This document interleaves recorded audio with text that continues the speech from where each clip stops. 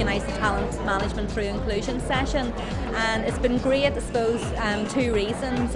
One is that I work in private sector obviously, but it's been great to see that it's the same issues in both private and public sector. It's been fantastic just to actually get to discuss, take time out, have the workshop sessions in an environment where you feel happy to share. So I suppose the key learnings for me, we need to think more, as I work for Ulster Bank, so a lot of our focus is on how we're inclusive in the working environment, how we promote our females. But a couple of tips that I picked up from some of my colleagues in other private sector areas was how they're actually going out to schools, doing more promoting the organisation, promoting jobs and roles for females. So that's something certainly that I took away. And the other benefit of today is from a networking perspective. It's always good to get out, meet new people and just learn. So it's been thoroughly enjoyable. And what did you think when you arrived, when they were doing the social experience where they were asking people the colour of their eyes? That was quite surreal.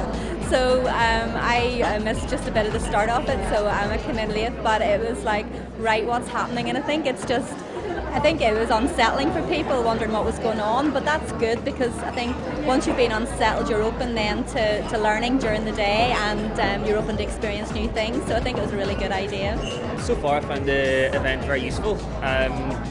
It's been eye-opening. It's good hearing other companies' opinions, whereas we'd never have a chance otherwise. Where do you work yourself? I work in Kingsbridge Private Hospital. It's part of the 352 group. But what I've learned from that is that because we're still very much in our infancy, we've heard from Ulster Bank and B&Q, heard of hundreds of different techniques being used in other organisations. But it's mostly succession planning that we've not really considered before, and I think it's worth implemented in our own place. What sort of job do you do with the King? I work with, I'm the HR coordinator within Kingsbridge, so I work mainly with recruitment, but within the hospital we would work with both the public and private sector. I suppose really coming from a voluntary sector role into the private sector role, where equality in the voluntary sector is very much paramount to any sort of HR strategy. It was coming into an environment where there wasn't any HR strategy and trying to push inclusivity to the fore.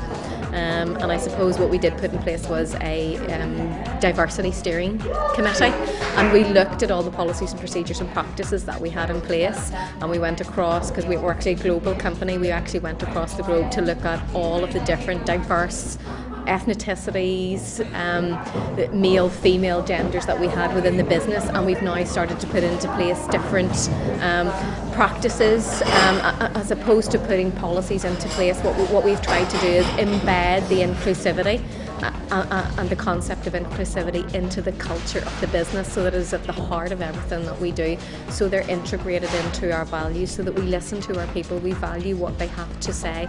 And if that is a case of where we want to push women forward in business, we want to promote different cultures and ethnicities within the business. We want to promote, because it's like in construction, we don't hire the person, we hire the family, and we hire the culture that is in and behind that person. Particularly, for example, in Pakistan, we down tools during their prayer time. Particularly in Guernsey, where we have 24/7 guys, we invite their families over to stay with them during the times maybe when they have a particularly hard workload, or a challenge to meet within the airport structure.